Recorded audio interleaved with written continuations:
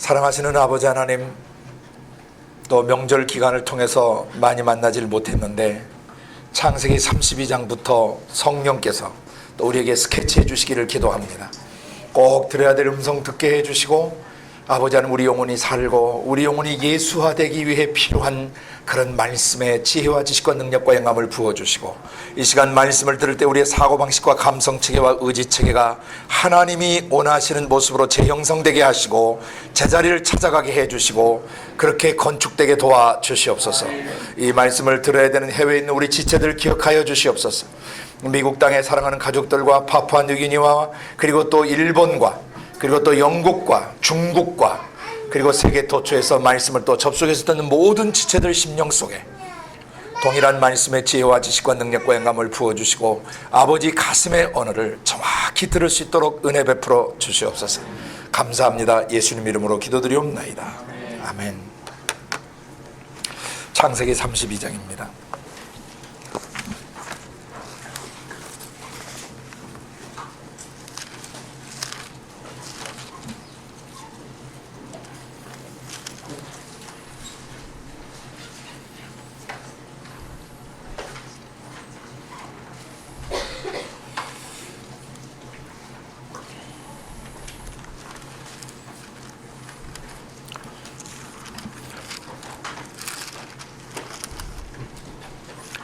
외삼촌 라반과 그 처남들의 불편한 심기를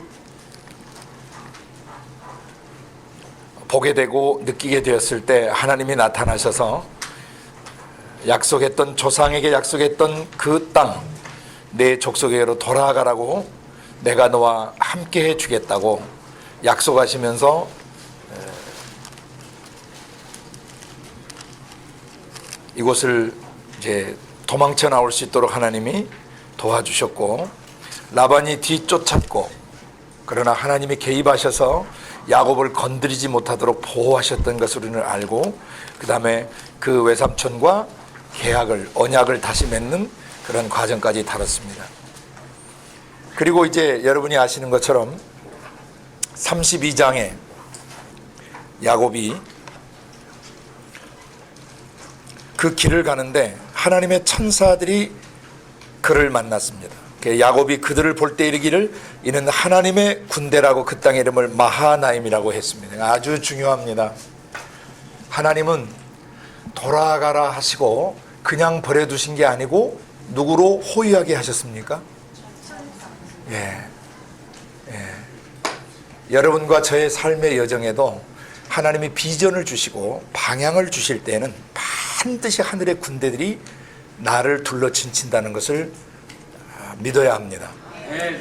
하나님이 나에게 큰 비전을 주시고 내 생에 나아가야 될 방향을 주실 때에 하나님은 절대 나를 홀로 버려두시지 않는 분이시다. 이 마하나임은 여러분의 가슴에 명찰을 새겨서 마음에 이렇게 붙여놓으시기를 바랍니다. 하나님의 군대가 하나님이 명하신 길을 가는 나의 일생에 함께하고 계신다. 아멘.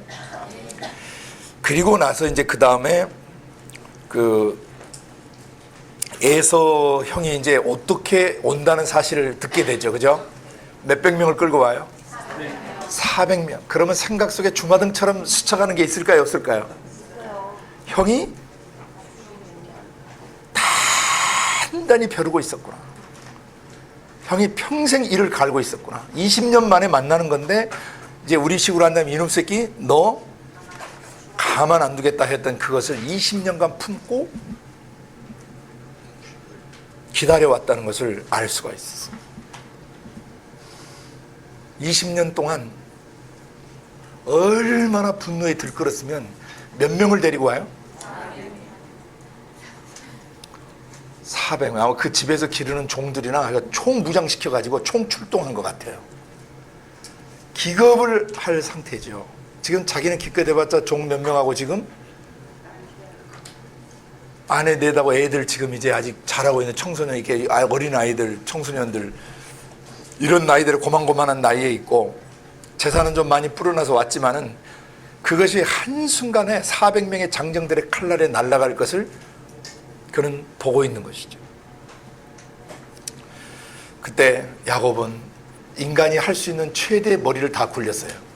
그래서 1진, 2진, 3진으로 다 배치시켜서 만약에 형이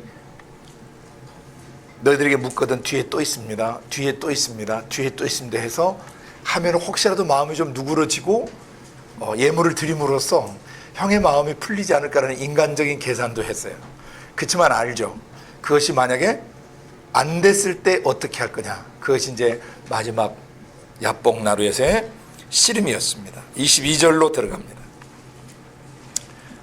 그 20절 보시면은 19절 보시면 그 둘째와 셋째와 각 때를 따라가는 자에게 부탁하여 가로되 너희도 예서 형을 만나거든 곧 이같이 그에게 구하라. 또 너희는 말하기를 주의 종 야곱이 우리 뒤에 있습니다 하라. 이는 야곱의 생각에 내가 내 앞에 보내는 예물로 형의 감정을 푼 후에 대면하면 형이 혹시 나를 받으리라 하였더라. 야곱다운 발상입니다. 그 예물은 그의 앞서 행하고 그는 무리 가운데서 경야하다가 밤을 지새우다가 확신할 수 없는 상황이죠. 그래서 그 밤에 일어났습니다. 두 아내와 두 여종과 11아들을 인도하여 야복나루를 건네고 난 다음 그들을 인도하여 시냇물을 건너게 하고 그 소유도 건네고 나서 24절 야곱은 홀로 남았더니 여기다가 밑줄을 끄셔야 돼요. 사랑하는 아내와 아이들 다 건너보내고 홀로 남아서 사생결투를 해야 되는 거예요. 그 강을 떠나보내던 야곱의 심정이 어떠했겠는가를 좀 그려보셔야 합니다. 오늘 밤이 인생의 마지막일 수 있다.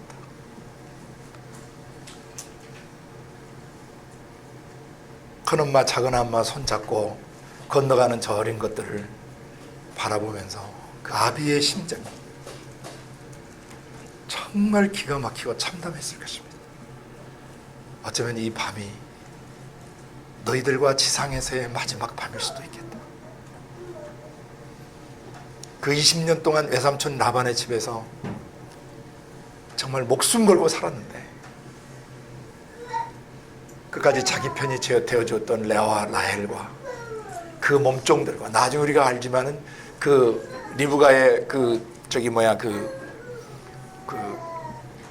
유모가 계셨었잖아요. 그 돌아가신 거 우리 언급했었잖아요. 그런 것처럼 이 몸종들을 아버지가 그 딸들에게 다 붙여줬던 것이죠. 그래서 나 하나 믿고 평생을 같이 살아오고 또 야반 도주하던 그때 모두 한마음이 돼서 뛰어왔는데 결국 가장으로서 아버지로서 남편으로서 저들을 보호할 수 없다는 그런 절벽에 서게 됐을 때 홀로 남아있다는 이 야곱, 여기에 밑줄 긋고 거기다 가로 열고 여러분이 그 자리에 서 있을 때를 묵상하셔야 돼요. 내가 더 이상 도울 수 없어요. 마지막 인간이 할 수 있는 형의 어떤 노여움과 형의 분노를 풀 수 있는 조치를 다 취했지만 내가 더 이상 할 수 있는 것이 없어요. 여기서부터 주목하셔야 됩니다. 야곱은 홀로 남았더니 어떤 사람이 날이 새도록 야곱과 씨름하다가 그 사람이 자기가 야곱을 이기지 못함을 보고 야곱의 환도뼈를 치매 야곱의 환도뼈가 그 사람과 씨름할 때 위골되었더라. 그러니까 어떤 사람과 밤새도록 뭐 한 거예요? 씨름했어요. 하나님의 천사들이 그의 곁에 있었죠. 그죠? 아마 그 천사분들 중에 한 분이었을 가능성이 많습니다. 가는데 기도의 씨름을 하는 거죠. 그러니까 그 기도의 씨름이라는 게 뭐냐면은 마음속 생각에 수많은 상념들이 떠오르는 거예요. 밧단아람을 처음 형이 에서를 피해서 밧단아람을 가던 그날부터 시작해서 형에게 팥죽 사건, 그 다음에 장자의 축복을 빼앗았던 사건, 그 다음에 그 가슴 속에 서슬퍼런 칼을 갈고 있던 형을 피해서 밧단아람을 가던 길에 나타났던 그 돌베개 베고 자던 그곳에서 하나님, 그것을 만난 하나님, 사닥다리를 보여주셨던 하나님, 그리고 거기서 언약했죠. 자기가 하나님께서 무사히 돌아오게 하시면 제가 이렇게 하겠다고 약속했던 것, 그 다음에 그 먼 길 떠나가다가 라헬을 만났던 그 아름다운 기업들. 그리고 라헬 때문에 7년을 하루같이 외삼촌 집에 머물면서 일하고 또 속아서 저기에다 또 7년을 일해서 결국 라헬과 레아를 닿았고, 그때 나이는 이미 50이 넘었어요. 그러니까 47에 결혼한 거죠. 47에 40살에 떠나가지고 47에 결혼을 하고, 그래도 7년 있으니까 54이 이제 다 돼서야 완전히 이제 복무 기간이 끝난 거죠. 그래서 그 와중에 그가 60이 넘을 때까지 평생 수고하고 애써서 모든 것을 모아놨는데, 오늘 밤 다시는 볼 수 없을 수도 있는 사랑스러운 아이들과 또 그 비명에 소리 지르며 가면서 아버지를 부르고 여보 부르면서 외치는 그 모습들이 마음속에서 수많은 상념이 오고 가는데 기도를 해야 되는 거예요. 얼마나 서러움, 그리고 지난 날들의 그런 그 감정들이 오버랩이 되고 서로 스쳐가면서 그 기도를 하는데 이 기도의 줄이 잡히지 않고, 하나님 이것을 어떻게 해야 되는지, 어떻게 풀어가야 되는지, 이 밤을 사생결단을 하며 몸부림칠 때 결국 얼마나 그 사람을 잡고 몸부림을 쳤던지 한도표를 쳐서 뭐라고 그러냐면, 날이 세려하니 나로 가게 하라. 야곱이 가로되 당신이 내게 축복하지 아니하면 가게 할 수 없습니다. 여기 축복이라는 단어를 주목하셔야 돼요. 자, 부인도 4씩이나 얻고 자식도 이제 10여 명이나 태어나고, 그 다음에 재산도 엄청나서야 하는 거예요. 그 믿음으로 신풍나무 껍질 벗겨가지고 믿습니다 하면서 튼튼한 양이 올 때마다 기도했겠죠. 하나님, 이 녀석에게서 정말 아롱이가 태어나게 하시고 다롱이가 태어나시고 모두 다 태어난 놈들마다 다 아롱이가 되고 다롱이가 되게 하여 주시옵소서. 그 믿음대로 그걸 다 얻어서 엄청난 때를 이렇게 얻었어요. 그런데 무슨 축복이 더 필요해요? 여기서 우리가 말하는 그런 축복 달라고 그랬을까요? 우리는 문맥상 여기서 하나님, 내가 형에게서 장자권을 빼앗고 또 장자가 받아야 될 축복을 빼앗고 여기까지 왔는데, 그리고 사닥다리 환상을 통해서 영의 세계는 그냥 들어가는 게 아니라 수많은 단계를 거쳐서 영의 세계를 들어가는 거라고 배웠는데, 하나님 오늘 밤, 이 밤이 내게 주셨던 그 축복, 장자권의 축복과 다음에 그 장자로서의 그 받아야 되는 그런 유산, 기름 부음, 이 복이 오늘 내게 경험돼야 되겠고, 오늘 이 복이 성취되어야 합니다. 왜? 저는 오늘 여기가 제 인생의 마지막 밤입니다. 그래서 아마 눈물을 비오듯 흘렸을지도 몰라요. 왜? 만약에 하나님이 이것을 통과시켜 주시지 않으면, 응답해 주시지 않으면 아내 다 죽어요. 애들 칼날에 다 죽습니다. 그리고 20년간 눈비 바람 맞아가면서 평생을 쌓아 올렸던 모든 전 재산이 다 어떻게 되는 거예요? 한순간에 형 에서에게 다 돌아가는 거예요. 여기서의 축복은 하나님이 주셨던 장자의 그 권리, 더블 포션, 영적 축복, 이것을 하나님 확증하여 주시옵소서. 그때 주님이 아버지를 통하여 주셨던 그 복이 오늘 확증되고 검증되고, 오늘 내 삶이 이것이 적용되기 전에는 하나님 여기서 꼼짝할 수 없고 당신은 절대 떠나실 수 없습니다. 하나님 사닥다리를 보여 통해서 약속해 주셨습니다. 그리고 저보고 여기를 떠나라고 말씀해 주셨고, 그리고 마하나임의 천사들을 보여주셨는데, 하나님 오늘 이 복을 성취하여 주시옵소서. 이 복이 이루어지게 하여 주시옵소서. 그러기 전에는 저녁에 떠날 수 없고, 그러기 전에 우리 다 죽습니다. 하나님, 우리에게도 동일한 장자권이 있어요. 성령의 첫 열매가 되는 모든 사람들은 장자권을 갖고 있습니다. 그 장자권 갖고 있으면 뭐해요? 그 장자권이 오늘 내 삶에 작동돼야 돼요. 이루어져야 돼요. 하나님 내게 부어주신 성령, 내게 주신 이 약속, 내게 주신 이 축복 내 집으로 흘러가야 되겠고, 우리 식구들 살려야겠고, 이 나라의 민족 살려야 되겠고, 이 시대 살려야 되겠고, 전 세계 죽어가는 세계를 살릴 수 있도록 나를 아버지 하나님 장자로 세워주셨는데, 제가 충성하고 복종하고 순종하게 싸우니 오늘 이 복이 저의 기도를 통해서 이루어지게 하시고 성취되게 하여 주시고 완성되게 하여 주시옵소서. 아멘. 그때 그 사람이 굉장히 중요한 질문을 합니다. 내 이름이 뭐냐 그랬어요. 그리고 그 대답도 아주 단순합니다. 야콥입니다. 이게 오늘 본문의 하이라이트예요. 가장 중요한 거예요. 장자의 축복을 확증받고 영의 세계의 모든 능력과 권세와 하나님의 성령이 자기를 사랑하는 자를 위해 예비하신 모든 것이 성취되어지고 우리의 삶에 경험되어지고 내가 축복의 근원이 되어서 모든 사람이 나를 위해서 복을 받고 살아나게 하려면 오늘 이 질문 앞에 서야 돼요. 너의 이름이 무엇이냐? 이름 몰라서 물으셨을까요? 에덴 동산에서 장소 몰라서 아담아 어디 있느냐고 물으셨을까요? 너의 내면 상태, 죄를 범하고 하나님과 단절된 너의 내면 상태를 보라는 것이죠. 오늘 여기서 이름을 묻는 것은 이 사람이 누군지 몰라서 묻는 것이 아니라 너의 삶의 정체성, 너는 어떤 삶을 살아온 자고 너는 지금 어떤 사람이냐라고 묻고 있는 것이. 그랬더니 야곱이 정직하게 대답했어요. 저는 야곱입니다. 야곱은 발뒤꿈치를 잡는 자, 우리말로 하면 뒤통수 치는 놈, 사기꾼, 양아바위꾼, 속이는 놈, 교활한 놈, 그런 의미가 담겨 있습니다. 장자의 축복, 예수 믿고 축복받고 예수 믿고 성령 받고 성령의 첫 열매인 장자가 되었어요.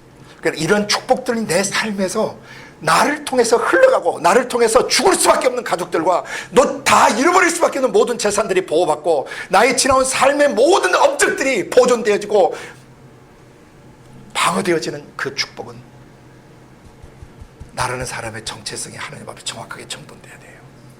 내 이름이 뭐냐? 야콥입니다. 나는 사기꾼입니다. 그 장자권 속여서 빼앗았습니다. 축복도 속여서 빼앗았습니다. 저는 모든 것을 훔쳤습니다. 저는 사기꾼입니다.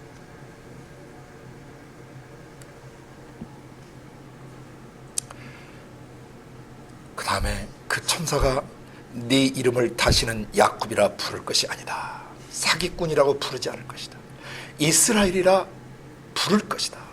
이는 네가 하나님과 사람으로 더불어 겨루어 이겼음이라. 씨름하다가 엉덩이 뼈가 위골되면 힘을 쓸 수 없어요. 진 겁니다. 육적으로 진 겁니다. 근데 하나님께서 뭐라고 말씀하시는 겁니까? 네가 이겼다라고 하셔요. 그 이김이 뭐냐면 하나님의 거룩성 앞에, 하나님의 의정의로우심 앞에, 하나님의 빛되심 앞에, 하나님의 온유하고 겸손하신 앞에 내가 나의 실체를 보니 나는 교만한 놈이고 나는 때로 교활하고 이중적이고 겉다르고 속다른 자며 체면치레 자라고 때로는 남을 조종도 하고 남을 이용도 하고 때로는 남을 뒤에서 씹기도 하고 때로는 저주를 퍼붓기도 하고 또 나에게 관심을 집중시키기 위해서 마음에도 없는 말을 해댈 때가 있고 때로는 쇼맨십을 갖기도 하고 또 자기를 인정하게 하려고 남을 조종도 하는 그런 실체, 그런 나.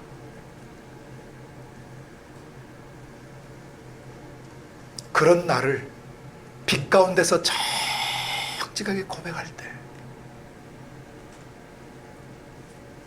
자기의 불성실함, 자기의 게으름, 때로는 자기의 교활함, 때로는 자기의 비겁함,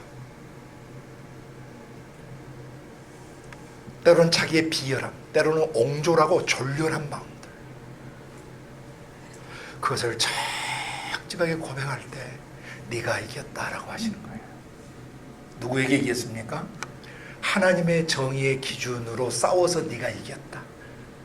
원수 마귀놈이 너의 생각 감정 속에 심어놓았던 그 죄의 독소들과 죄의 독성들, 죄의 독국물들을 있는 그대로 고백하는 순간 하나님이 네가 이겼다.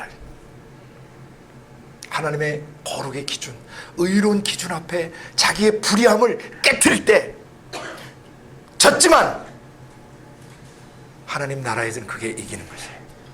하나님을 이기는 것은 죄를 자복하는 것입니다. 하나님 앞에 하나님을 이기는 것은 하나님의 거룩 앞에 깨어지는 것입니다. 내가 하나님의 의로운 도덕성과 윤리성과 거룩성 앞에 나의 악함과 변질된과 타락한 것을 고백할 때 하나님은 네가 이겼다라고 하시고 그때 이름이 야곱에서 이스라엘로 바뀌는 것입니다. 이것이 지난번 제가 야곱의 사닥다리 비밀의 결론입니다. 한 단계 한 단계 올라갈 때 처음에는 하나님의 말씀을 들어요. 읽어요. 렉시오 디비나라고 그랬어요. 성도 거룩한 말씀 읽기, 하나님의 마음 읽기, 하나님의 음성 듣기, 하나님의 가슴의 것들을 읽고 듣고 보기. 그래서 이 렉시오 디비나를 하게 되면은 바로 그 읽거나 보고 들은 것을 묵상하는 메디타시오 단계, 묵상의 단계에 들어가고, 묵상에서 생각을 하게 되면 그 생각을 가지고 하나님과 대화하는 오라티오 단계에 들어가요. 오라티오 단계에 들어가서 대화를 하게 되면 마지막에 컨템플라티오 단계에 들어간다고 그랬어요. 이 컨템플라티오 단계는 영어의 컨템플레이션, 그래서 관상이라고 요새 번역을 했는데 우리는 관상이라는 용어를 안 쓴다 그랬어요. 그것이 뭐냐면은 주님의 얼굴 뵙기다. 주님의 얼굴을 뵙는 방법은 하나님의 가슴에서 나오신 그 말씀이 읽혀져야 되고 들려져야 돼. 제일 처음에 읽을 때, 그리고 설교를 들을 때, 가르침을 받을 때 내 생각 속에서 깨달아지고 내 마음 속에서 느껴지고 내가 의지로 그렇게 하겠습니다고 결단하는 순간 바로 그것이 메디타시오 단계에 들어가게 되고, 다음에 오라티오 단계에 들어가서 하나님과 대화를 하게 돼. 가슴을 나눈 대화를 하게 되는 순간 뭐가 열리는 거예요? 하늘이 열리고 하나님의 얼굴이 보여지는 것입니다. 야곱은 이날 놀라운 고백을 합니다. 야곱이 청했습니다. 당신의 이름을 알려주십시오. 그 사람이 가라되 어찌 내 이름을 묻느냐고 거기서 야곱에게 축복하셨습니다.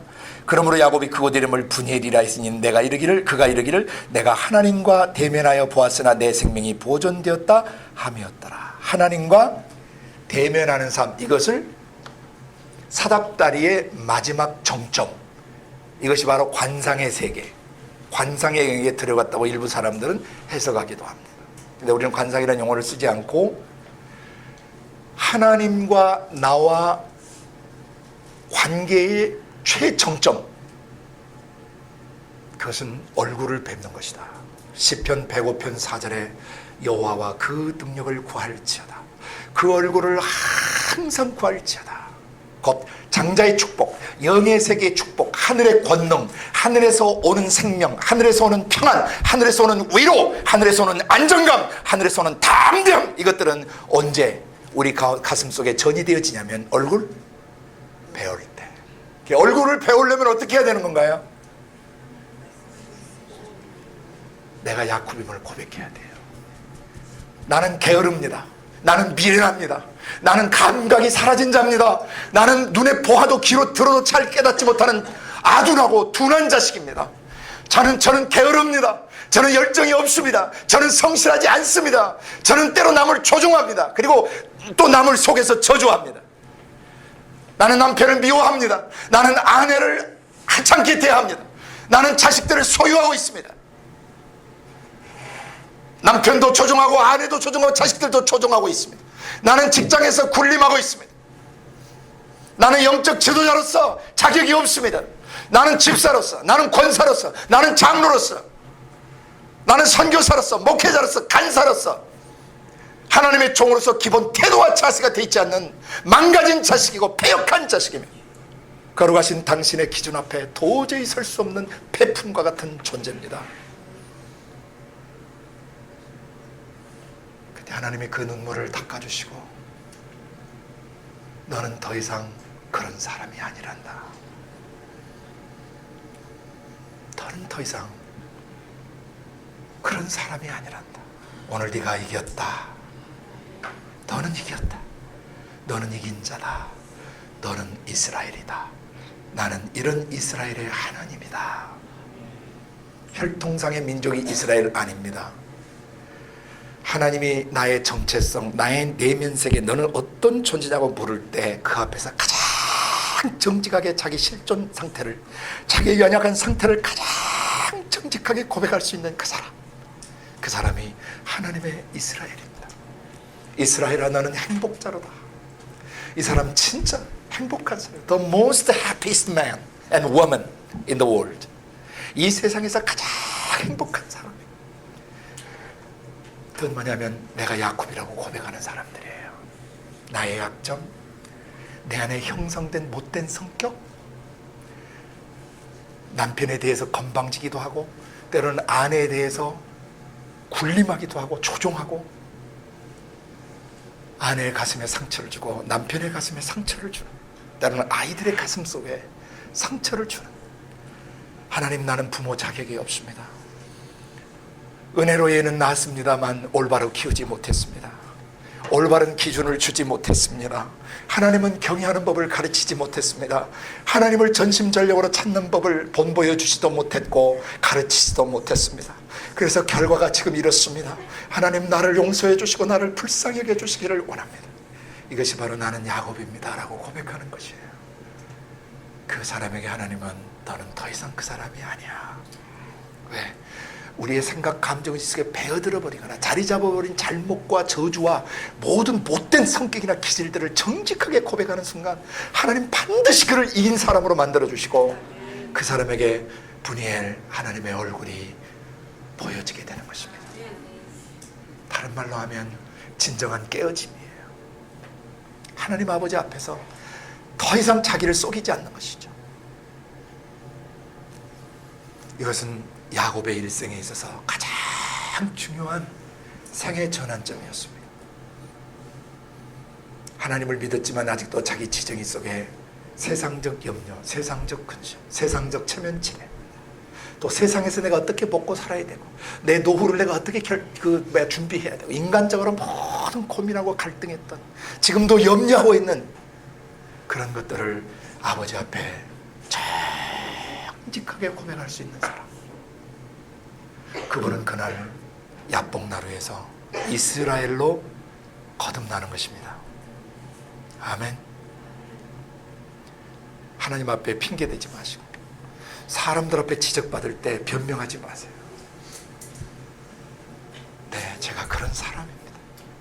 제가 야곱입니다. 예, 저는 신앙생활을 오래 했지만 허당입니다. 저 사역을 했지만 허당입니다. 이런 이름은 가지고 있지만 실상은 그런 인간이 못 됩니다. 자기의 약점, 문제점, 돼 있지 않는 부분들을 다시는 포장하거나 잘난 척하고 위장하지 않는 정직성과 투명성의 사람, 그 사람에게는 분이엘의 역사가 일어납니다. 아버지 얼굴이 보여져요. 그것이 영적 성장의 마지막 클라이막스예요. 진짜 성숙한 사람, 하늘의 장자권을 누리고 자신의 아내와 자신의 아이들, 자신의 모든 업적, 자신의 모든 재산을 지킬 수 있는 그러한 축복권, 하나님이 주신 것들을 누리고 그것을 가지고 하나님의 역사를 이룰 수 있는 그런 축복권은 언제 오는 거예요? 그렇죠. 정직성과 투명성을 가질 때. 많은 허물 있고 많은 못된 성격이 있고 기질이 있고 습성이 있지만 하나님은 그날 그를 덮으시고 그를 축복하세요. 너는 이스라엘이다. 내가 하나님과 겨뤄서 이겼다. 하나님께 이기는 것은 져야 돼요. 하나님의 의의 기준 앞에 지셔야 돼요. 하나님의 성실성 앞에 내가 그렇지 못한 사람이라고 고백하고 지셔야 돼요. 하나님의 절대 거룩성 앞에 나는 더러운 사람이라고, 아무리 눈 씻고 치잡아도 내 속에는 선한 것이 없다라고 고백할 때 그 사람이 이긴 사람이에요.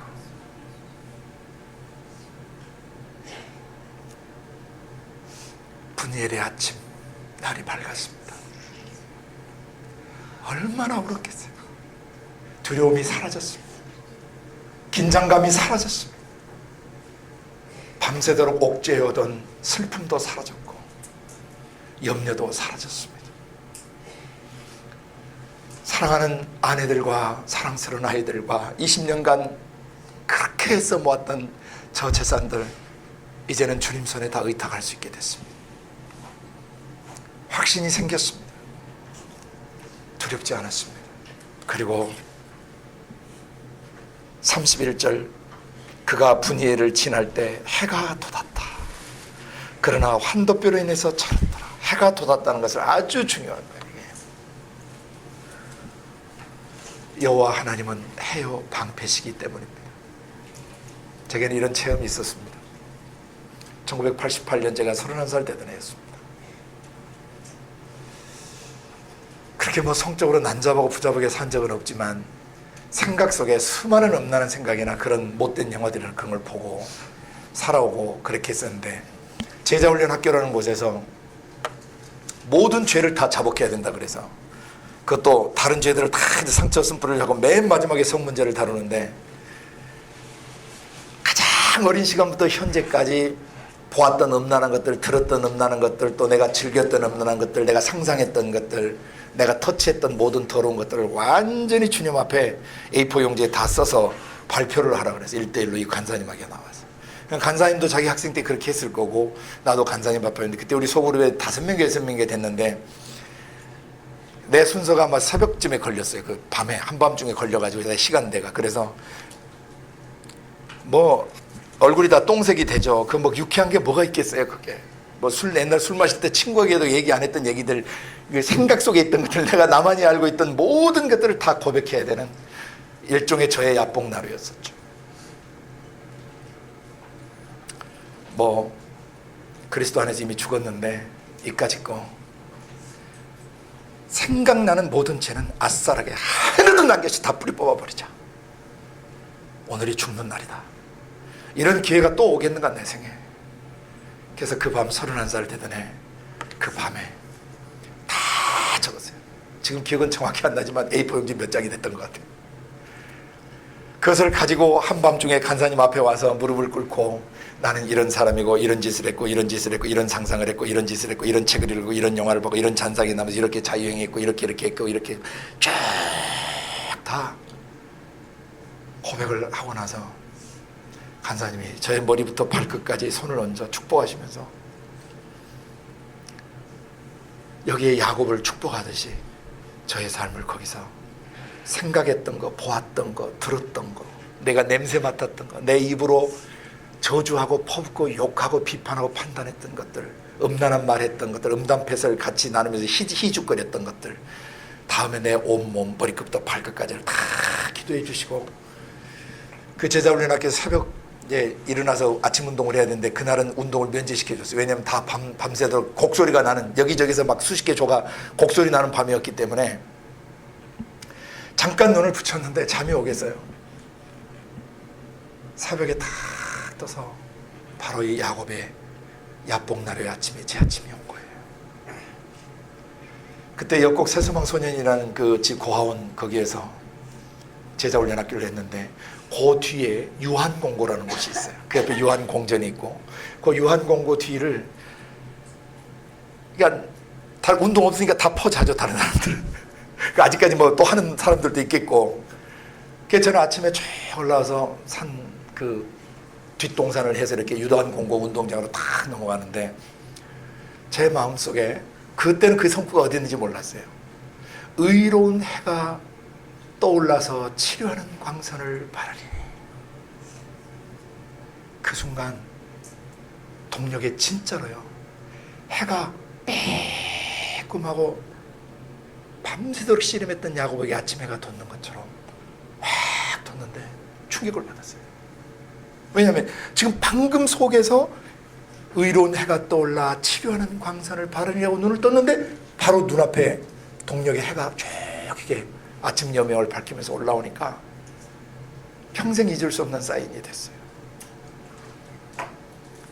하나님 앞에서 모든 것을 다 까발리고, 내가 생각나고 느꼈던 모든 것을 할 수 있는 것을 그때 다 했어요. 물론 그 뒤에 못다운 것들이 또 했지만은,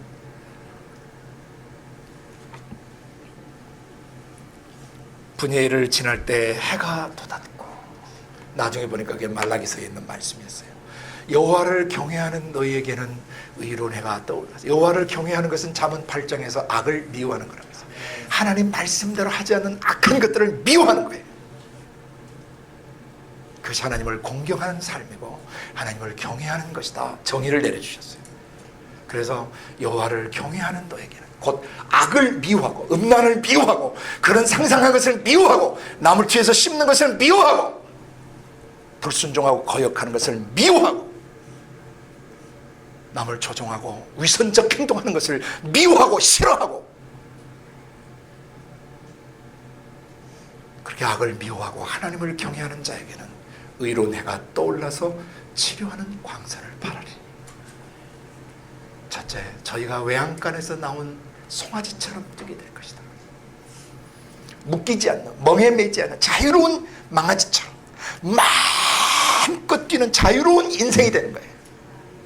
영혼이 과거의 아픈 기억이나 과거의 고통스러운 기억이나 상처가 남긴 흔적들에게 영향받지 않고 그 멍에 매지 않는 그런 망아지가 마음껏 뛰는 것처럼 외양간에서 나온 송아지처럼 뛰게 될 것이고, 마지막,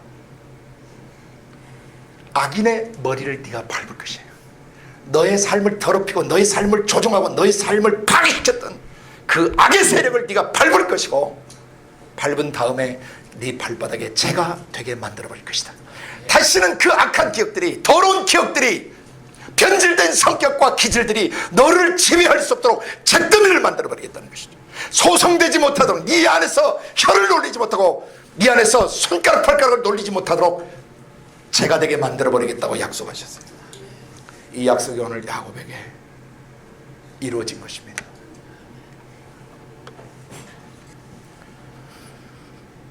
분예를 지날 때 아침 해가 돋습니다.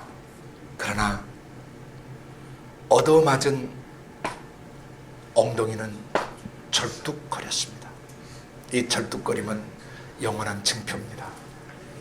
우리는 정서적으로 절뚝거리고 사고방식도 절뚝거리고 감성체계도 절뚝거리고 의지도 절뚝거리는 사람들입니다. 왜? 죄와 싸우다가 우리는 손상을 입었던 것이죠. 나의 악함들, 나의 더러움들, 나의 고집들, 나의 교만과 싸우다가 부러진 것이에요. 영광의 상처입니다. 바로 그 얻어맞은 그것이 그에게는 축복이었습니다. 그 사람이 야곱의 환도뼈 큰 힘줄을 친구로 이스라엘 사람들이 지금까지 환도뼈 큰 힘줄을 먹지 아니하였더라.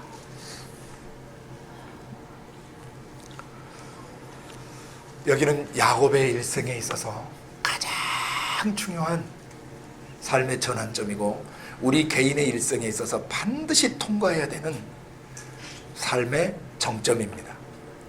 하나님의 얼굴을 뵙기 원하십니까? 장자의 축복이 여러분을 통해서 흘러가길 원하십니까? 여러분의 입술을 통하여, 여러분의 손길을 통하여 치유가 일어나고 사람들이 회복되어지고 사람들이 행복해지고 모든 상처들이 싸매어지길 원하십니까? 장자의 축복이 흘러가길 원하십니까? 기름부음이 흘러가길 원하십니까?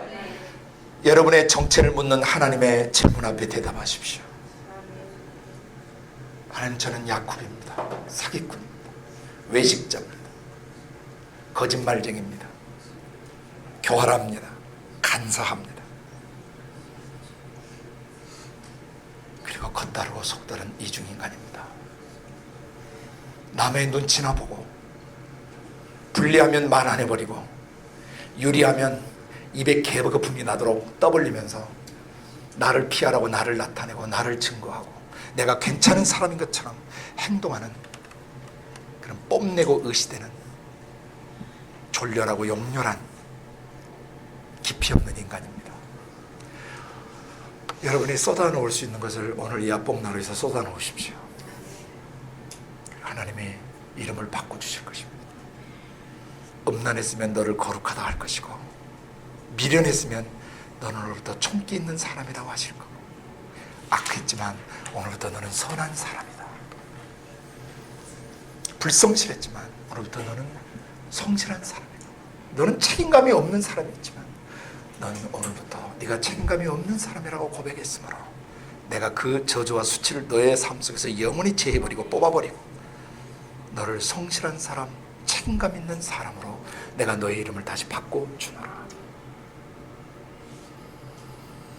자백하십시오. 토해놓으십시오. 숨지 마십시오. 변명하지 마십시오. 포장하지 마십시오. 바로 그 순간 아침 해가 떠오르듯 의로운 해가 떠올라서 치료하는 광선을 바라십니다.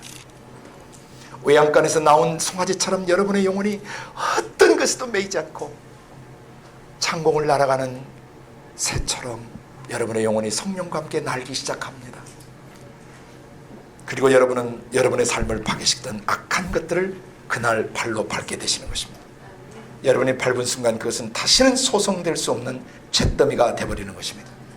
이것이 하나님을 경외하는 자, 악을 미워하는 자, 야뽕나루에서 자기의 악함과 추함과 더러움을 가장 정직하게 깨트린 사람에게 주어지는 축복입니다.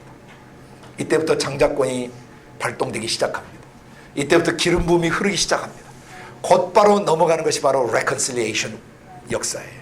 화해의 역사가 일어났어요. 20년간 응어리졌던, 20년간 풀 수 없었던, 형의 가슴에 깊은 상처와 아픔을 주었던 그런 나의 악함과 나의 탐욕들이 형 예수와의 만남에서 풀어지는 것입니다. 여러분의 삶에 형 예수가 있습니다. 상처를 주었거나 상처를 받았거나 내 마음에서 풀 수 없는 사람, 평생 이해가 안 되는 사람, 때로는 부부일 수 있습니다. 내 남편의 이것은 내가 죽어도 이해할 수가 없어요. 내 아내의 이것은 내가 정말 이해가 안 돼.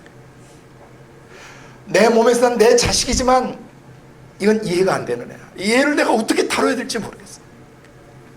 고륙의 형제들, 나를 낳아주시고 길러주셨지만 동시에 내 가슴속에 지울 수 없는 상처와 아픔을 주었던 어머니 혹은 아버지, 사랑하는 형들, 누나들, 언니들, 오빠들, 때로는 올케, 때로는 시누이, 때로는 이모나 고모, 또는 삼촌이나 외삼촌, 큰아버지, 작은아버지 중에, 때로는 사촌 중에, 이종사촌 중에, 고종사촌 중에, 또는 결혼한 뒤에 시가댁 식구들이나 또는 결혼한 후에 처가댁 식구들로 인해서, 또는 자기 친정 식구나 자기 친가의 식구들로 인해서 고통과 상처와 아픔을 받아서 풀 수 없는, 풀리지 않는, 그리고 해석할 수 없는, 내 마음에서 용해시킬 수 없는, 내 마음에서 뿌리 뽑아지지 않는 그런 모든 것들이 분이회를 통과하는 그날, 주의 얼굴을 뵙는 그날 풀려지는 것입니다.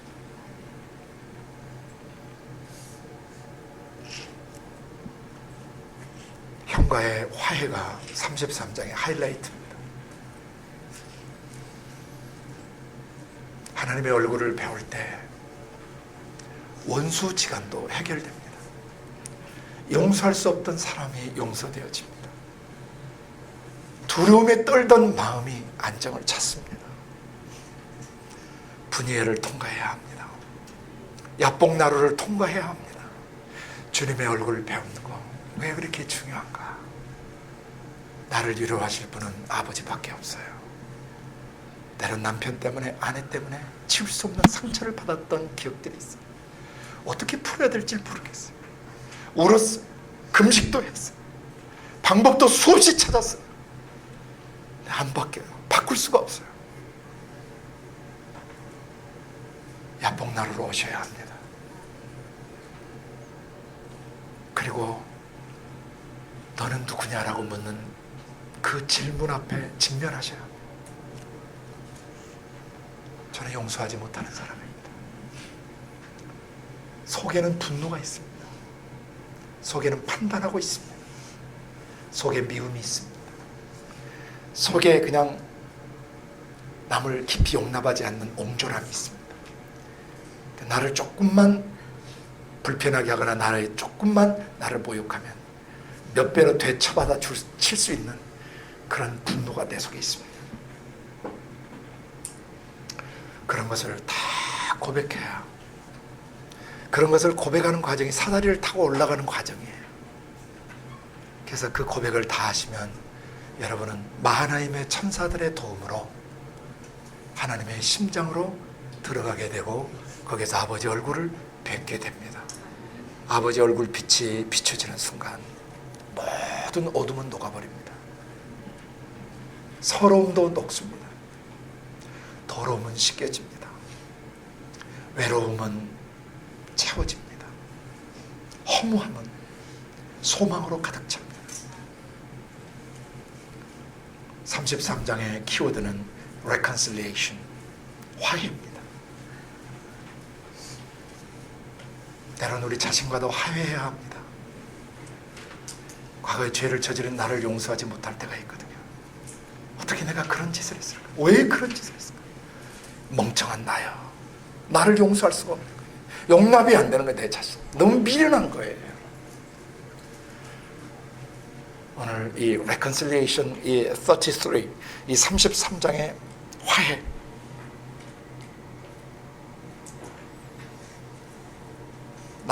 나와도 화해하셔야 되고 풀어주셔야 합니다. 아멘.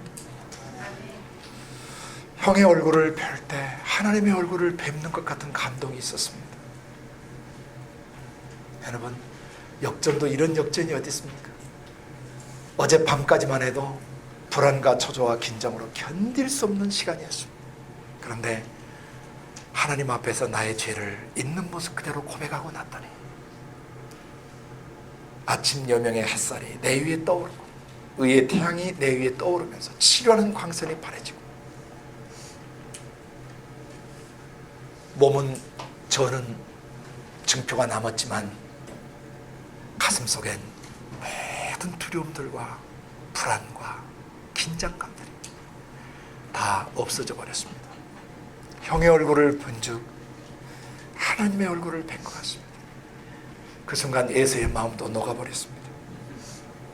야곱 속에 깃들인 천국, 야곱 속에 깃들인 하나님의 영광, 야곱 속에 자리 잡은 하나님의 신적 성품의 빛이 분노로 일그러졌던 형의 가슴을 한순간에 녹여버린 것입니다. 주님의 얼굴을 뵙는 삶을 사십시다.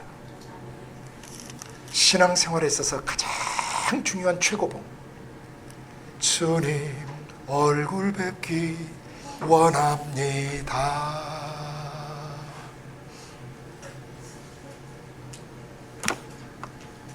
탄에서 현재까지 일그러진 자아상, 굴절된 자아상, 내 존재에 대한 후회, 그리고 만족스럽지 못한 나, 수십 번 영적 삶에서 넘어지고 또 깨어지고 또 제자리 걸음하고 매너리즘에 빠졌다, 또 다시 그 밑에서 빠져오는 다람쥐 쳇바퀴 돌듯이 살아가는 그런 나, 이런 내가 주님의 얼굴을 뵙는 순간 회복되는 것입니다. 여호와의 눈은 온 땅을 두루 감찰하사 전심으로 자기를 향하는 자에게 능력을 베푸신다 하셨습니다. 그 능력이 뭐냐면 장자권의 축복입니다. 성령 받은 사람들은 모두 다 장자들이에요. 내주에 계신 성령으로부터 이 생명이 흘러가고 이 치유의 능력이 흘러가고 일평생 파괴되고 일그러진 사람을 한순간에 자유케 해줄 수 있는 그런 기름 부음은 야복나루를 통과해야만 되는 것입니다. 분예를 체험하셔야 되는 것입니다. 아버지 얼굴을 뵈셔야 하는 것입니다. 모든 말씀, 기도, 찬양 사역에 있어서 가장 중요한 클라이막스는 아버지 얼굴 뵙는 거예요. 기도 잘 못해도 좋아요. 영적 지식 없어도 좋아요. 삶이 망가져 있고 파괴됐고 깨져 있어도 괜찮아요. 아버지 얼굴만 뵈실 수 있으면 돼요. 아버지 얼굴 뵈는 데는 조건이 딱 하나예요. 정직성과 투명성이에요. 정직하셔야 돼요. 절대 포장하지 마세요. 자기 속에 피어올랐던 감정을 그대로 고백하면서 야곱이 가졌던 믿음을 가지셔야 돼요. 내가 고백되어지는 이 죄들은 전부 십자가에 못 박혀졌고 지금도 고백하는 순간 처형되어지고 더 이상 나를 지배할 수 없게 된다. 왜? 어둠은, 속에 있던 어둠은 예수 이름으로 빛 가운데 표출될 때 죽어버려요. 마치 독극물을 토해내면 사람이 살아날 수 있는 것처럼 내 생각 감정 속에 오랫동안 자리 잡았던 나의 자아상이나 나의 인격, 나의 성격 기질들을 정직하게 고백하는 순간 자유케 되는 것이에요. 아멘. 그래서 이 야복에서의 기도가 33장 17절까지 완전한 화해, 완전한 회복, total restoration, total reconciliation, 완전한 화해, 완전한 회복. 화평케 하는 자들은 복이 있나니 저희가 하나님의 아들이라 일컬음을 받을 것이다.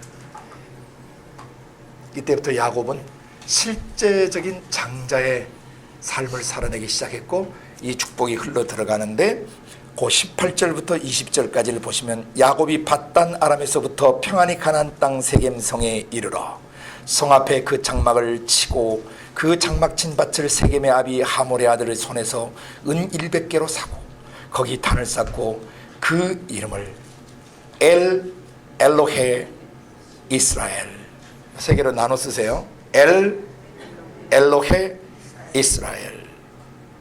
뭐라고 고백했습니까? Mighty is the God of Israel 그랬어요. 이스라엘의 하나님, 야곱의 하나님이 아니고 이제 변화된 새 사람이 된 이스라엘의 하나님은 무엇이다? 위대하시다, 강하시다. 왜? 형 에서와 400명의 군대를 한순간에 녹여버렸기 때문에, 20년간 응어리진 문제를 한순간에 He has melted, 녹여버리신 거예요.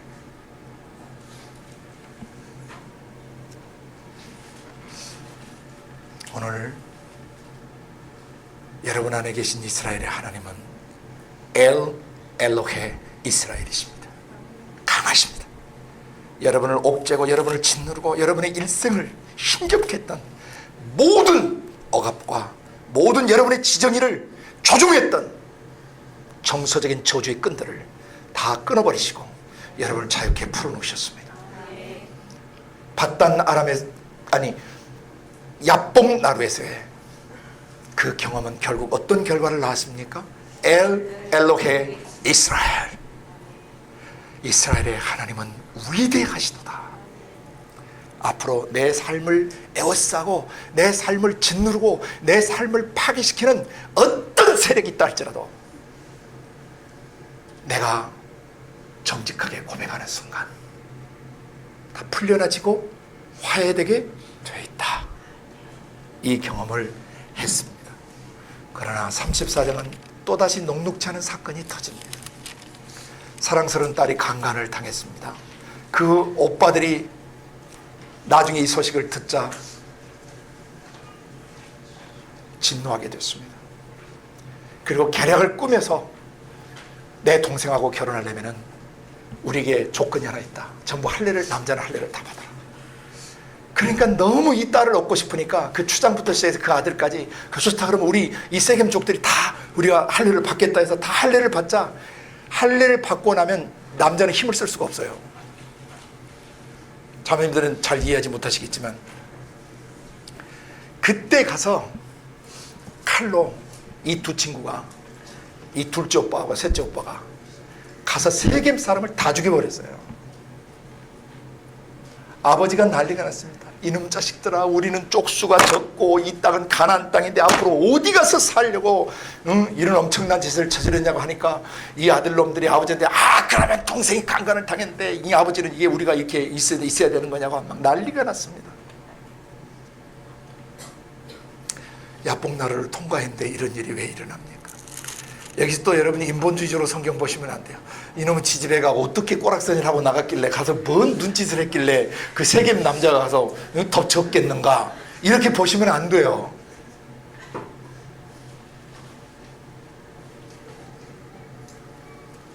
아브라함과 이삭이 내 아내를 동생이라고 속여야 될 만큼 그 사회가 어떻게 했어요?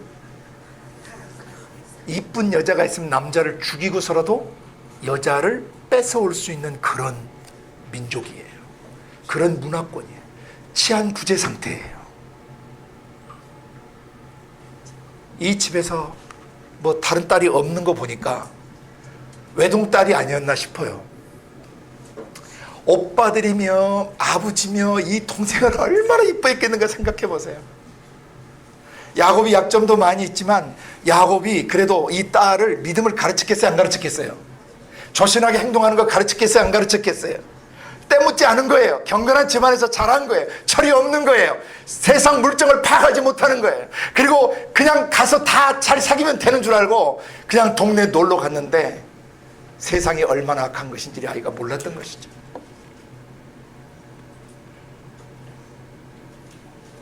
황당한 일을 당하고 엉엉 울면서 왔는데 또 하나 보셔야 될 것은 그 땅에 이쁜 여자 없었겠어요?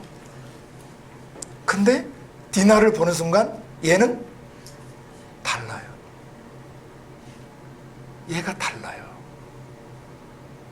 그 추장 하몰의 아들이 어디 가서도 이런 여자는 만나볼 수 없어요. 너무 이뻐요. 그리고 여자애가 너무 품위가 있어요. 단정해요. 정결해요. 깨끗해요. 순결해요. 너무 사랑스러운 거예요. 그런 소돔 고모라 땅 사람들이 그 거룩한 천사분들을 보고 뭐 하자 그랬어요? 성관계 갖자 그랬어요. 자식들이 응하지 않으면 강제로라도 덮쳐서 우리가 겁탈을 하자 그랬어요. 아름답고 사랑스럽고 고운 것을 보면 자기의 탐욕을 채우는 것을 이용하는 자들, 그들이 바로 가나안 땅 사람들이에요. 디나를 보는 순간 뭐 하고 싶었겠어요? 소유하고 싶었겠죠. 갖고 싶었겠죠.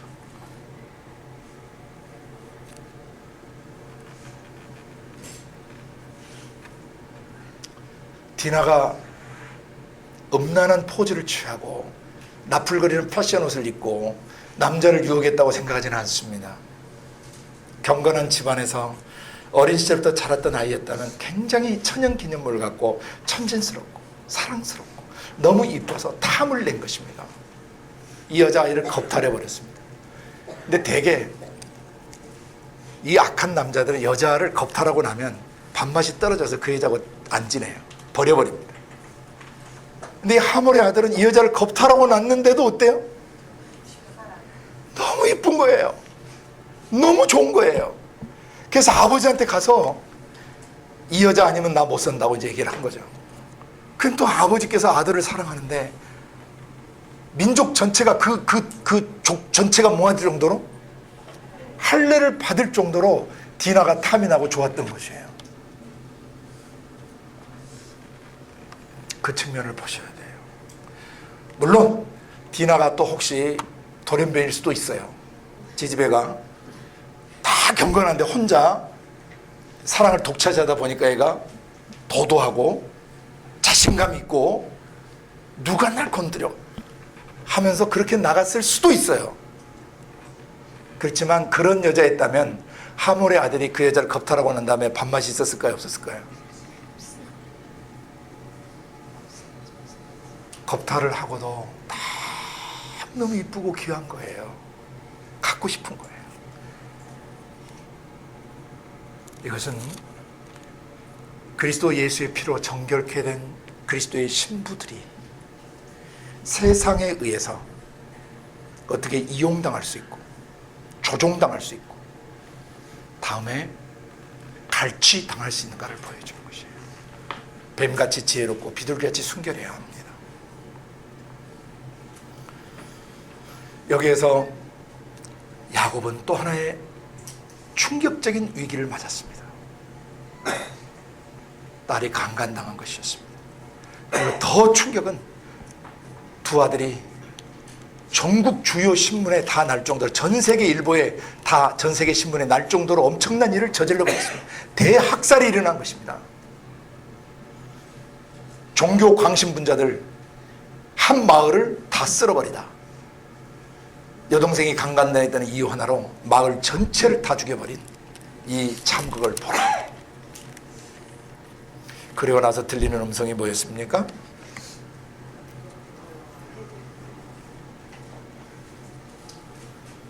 그리고 나서 들리는 음성이 뭐였어요? 일어나 베델로 가라. 아버지 야곱은 만감이 교차됐습니다. 그렇게 눈에 넣어도 아프지 않는 사랑하는 딸이 저렇게 비참한 성폭행을 당하고 들어와서 그 딸아이를 보는 가슴이 찢어지고, 그 다음에 저 세겜 사람 전체를 다 칼로 찔러 죽여버렸으니 그렇다고 두 아들을 또 어떻게 할 수도 없고, 둘째 아들 시몬과 셋째 아들 레위를 어떻게 할 수가 없는 아버지의 심정과, 또 그 강가는 놈만 죽였으면 좀 괜찮겠는데 그 마을 사람, 순박한 마을 사람까지 다 죽여버렸으니 그 양심의 가책과 고뇌가 얼마나 깊었겠는가.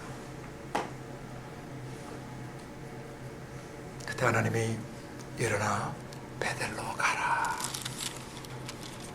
이 음성을 절대 잊어버리시면 안 됩니다.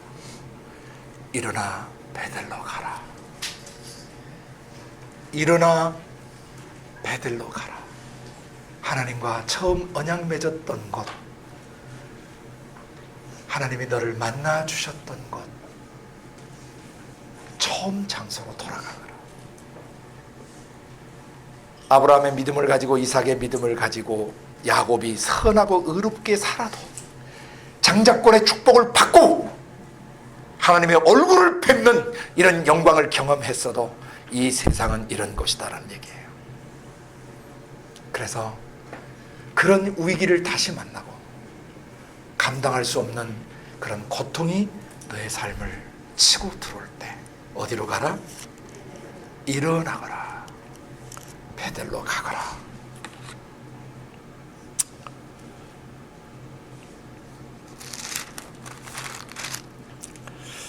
(35장) 하나님이 야곱에게 이르시되 일어나 베델로 올라가라. 거기 거하라. 내가 네 형 예수의 낯을 피하여 도망하던 때에 네게 나타났던 하나님께 거기서 단을 쌓아라. 거기서부터 예배의 삶을 다시 살아라. 그래서 야곱이 이에 자기 집 사람과 자기와 함께한 모든 자, 종들이죠, 그들에게 이르되 너희 중에 이방 신상을 버리고 자신을 정결케 하고 의복을 바꾸라. 우리가 일어나 베델로 올라가자. 여기다 밑줄 그으세요. 우리가 일어나 베델로 올라가자. 나의 환난 날에 내게 응답하시며 나의 가는 길에서 나와 함께 하신 하나님께 내가 거기서 단을 쌓으려 하노라. 예배드리려 하노라. 그들이 자기의 손에 있는 모든 이방 신상과 자기 귀에 있는 고리를 야곱에게 주는지라. 야곱이 그것들을 세겜 근처 상수리 나무 아래에 묻고 그들이 발행하였으나 하나님이 그 사면 고울들로 크게 두려워하게 하신 거로 야곱의 아들들을 추격하는 자가 없었더라. 뭘 묻었습니까? 자식들이 그런지 종들이 그런지 알 수 없지만 어쨌든 야곱 집안에 뭐가 있었어요? 이방 신상과 그런 자기 귀에 있는 고리들, 그러니까 종교 행위들이 그때 당시에 그걸 제해야 돼요. 이런 것들이 사단마귀 귀신이나 악한 세력들로 하여금 자기 집을 겁탈하게 하고 자기 집을 더럽게 하는 통로들이에요. 이걸 제거하셔야 돼요. 그리고 문제가 일어났을 때는 반드시 그 제거할 것들을 찾으셔야 돼요. 왜 이런 문제가 발생했는가? 거기에는 어둠의 통로가 되는 요소들이 있었고 어둠의 통로가 되는 채널들이 있었다는 것이죠. 그것을 상수리 나무 아래에 묻듯이 십자가에 묻으셔야 합니다. 그리고 출발했더니 건드리는 자가 있었어요, 없었어요? 아무도 건드릴 수 없는 것입니다. 이런 삶의 여정을 여러분이 돌아보시고 반드시 적용점을 찾으시야 돼요. 우리 집안에 왜 기도의 불이 타오르지 않고, 왜 우리 집안에 사람이 예수를 믿지 않고, 왜 우리 집안 식구들은 다 깨지고, 왜 우리 집안 식구들은 정말 건강한 사람이 없고 제대로 돼가는 사람이 없을까? 이 집안 집구석 어딘가에 모든 이방 신상들, 거짓신, 귀신들이 들어와서 진을 칠 수 있는 요소들이 있다는 것이죠. 찾아내야 합니다. 그래서 야곱이 세겜 근처 상수리 나무 아래에 묻었던 것처럼 우리는 갈보리 십자가에 묻어야 합니다. 그리고 거기서 베델을 향해 올라갈 때 아무도 추격하는 자가 없었고 위협하는 자가 없었습니다. 약속입니다. 야곱과 그에 함께한 모든 사람이 가나안 땅 루스 곧 베델이라 그가 거기서 단을 쌓고 그것을 엘 베델이라 불렀으니 이는 그 형의 낯을 피할 때 하나님이 그에게 거기서 나타나셨습니다. 리브가의 유모 드보라가 죽음에 그를 베델 아래 상수리 나무 밑에 장사하고 그 나무 이름을 알론 바굿이라 불렀더라. 리브가의 유모 드보라의 죽음을 왜 여기다 언급했을까?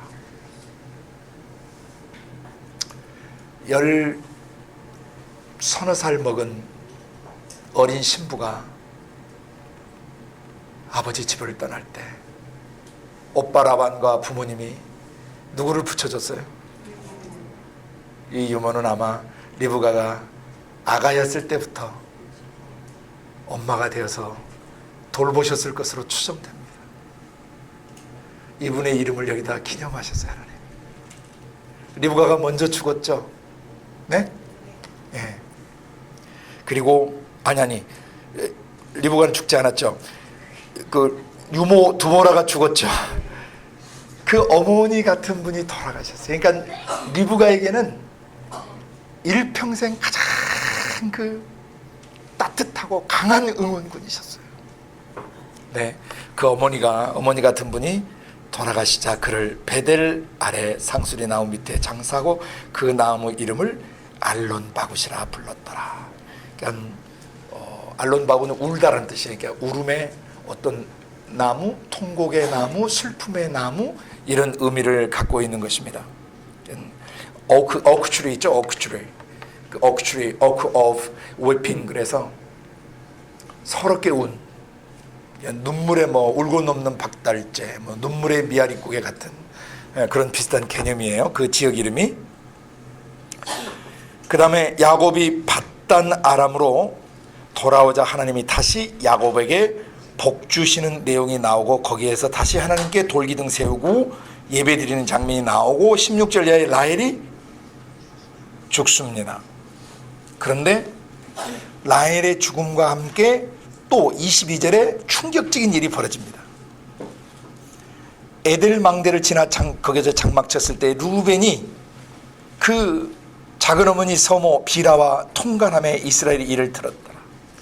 그날 이 집에 곡소리 났겠어요, 안 났겠어요? 그 아버지가 이 아들놈을 어떻게 했을 것 같아요? 저 같으면 아주 반 죽여놨을 것 같아요.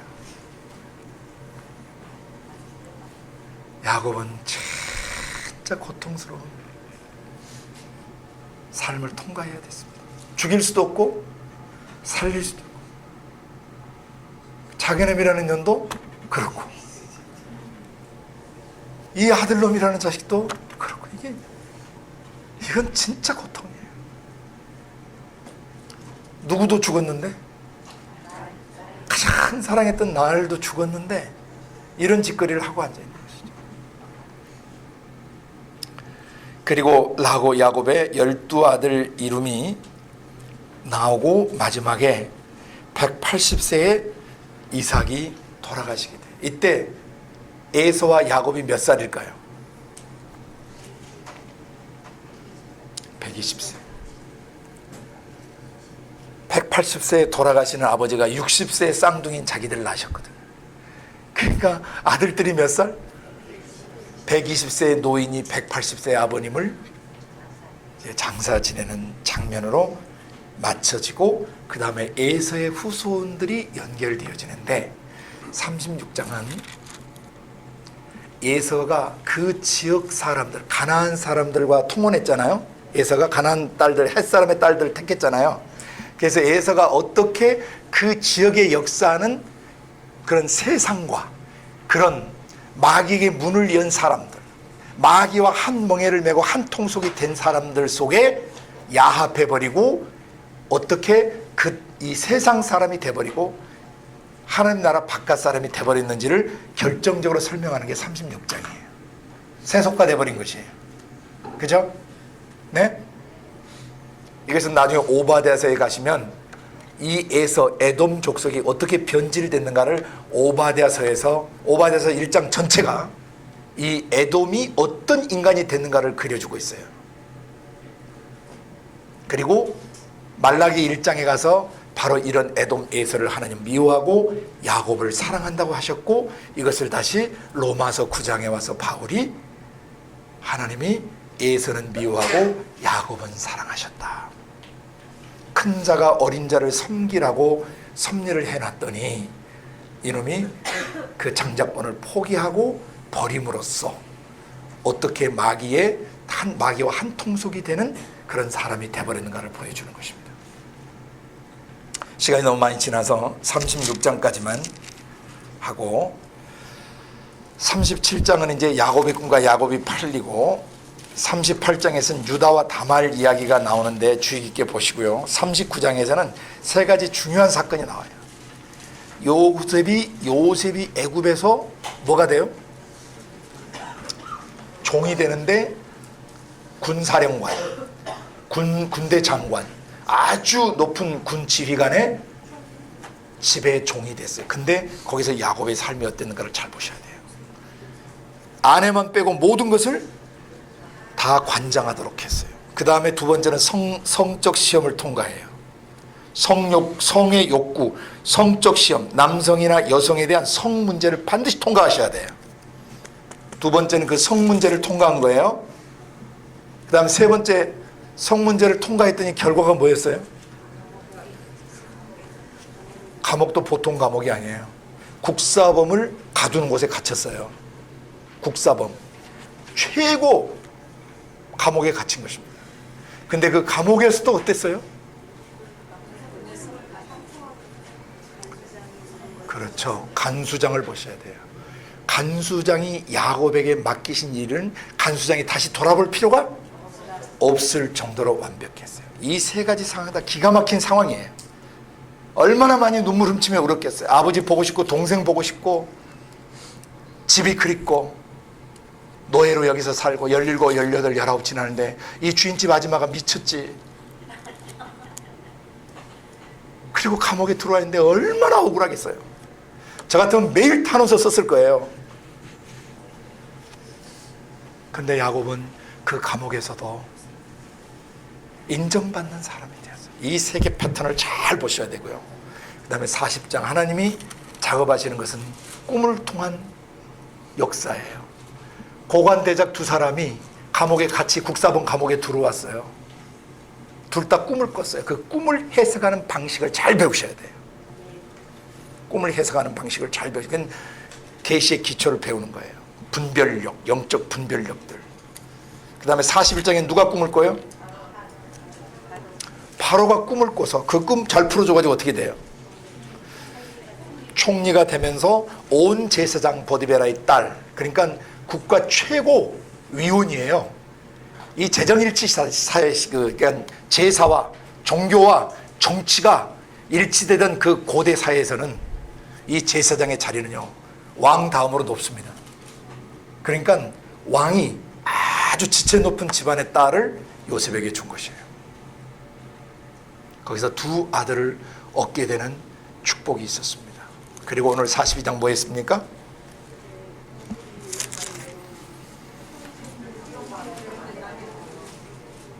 애굽을 강타한, 가나안 전역을 강타한 기근. 그래서 7년 풍년과 7년 환란이 뭔가? 그것은 여러분은 지금 7년 풍년을 통과하고 계시는 거예요. 예? 이때 뭘 비축하셔야 돼요? 영적 양식을 비축하고 계셨다가 영적 기근이 든 지역으로 가서 요셉이 되셔야 돼요. 30살의 어린 나이에 총리가 되었습니다. 17살에 떠나와서 13년이라는 영혼의 밤을, 이해할 수 없는 고통의 밤을 13년간 통과해 오다가 30살의 어린 나이에 총리가 되었고, 그로부터 7년 뒤인 37살 되더래 집 떠난 지 만 20년 만에 형들을 42장에 만나게 된 것입니다. 7년 풍년이 지난 다음에 가뭄이 올 때 만난 거잖아요. 네, 그런 영적인 메타포들을 잘 읽어가시길 바랍니다. 야곱에게 있어서는 야복나루가 아주 중요한 전환점이에요. 그 다음에 요셉에게는 39장이 아주 중요한 전환점이에요. 보디발 집에서의 종노릇, 유혹하는 여자로부터의 탈출, 성적 시험을 이겨내는 거. 이성 문제가 깨끗하셔야 돼요. 우리 다 죽을 때까지 여기서 이성 문제 나면 안 돼요. 칼같이 싸우셔야 돼요. 그걸 통과하지 못한 사람은 야곱의 기름 부음이 흘러가지 붙어요. 37장 시작할 때 요셉 얘기를 안 하고 야곱의 약전이라고 그러죠. 네? 야곱의 계보란 뜻이에요. 톨레도시라는 계보란 뜻입니다. 야곱의 계보를 이어가서 야곱이 제자화된 야곱의 제자화의 결론이 뭐냐면 요셉이에요. 야곱의 삶이 꽃피고 열매 맺은 게 요셉이었다고요. 여러분이 야곱적 삶을 살아서 요셉을 낳으셔야 되는 것이죠. 다음 시간에 좀 더 구체적으로 다루도록 오늘은 여기까지 하겠습니다. 같이 기도하겠습니다. 거룩하신 아버지 하나님, 창세기 32장의 야복나루와 33장의 화해, 34장 기가 막힌 강간 사건, 그리고 대살육 사건에 이어서 감당할 수 없는 환난과 시련의 절벽 위에서 가야 될 곳이 베델이라고 가르쳐 주신 하나님, 베델로 올라갈 때 마지막 단장을 제해야 되고 모든 이방 신상들 제해야 되는 것을 말씀해 주신 하나님, 그렇지만 영적 장자권을 가지고 살아가는 이 세상의 삶은 녹록지 않습니다. 사랑하는 유모의 죽음과 아내의 죽음, 그리고 아들의 성적 타락,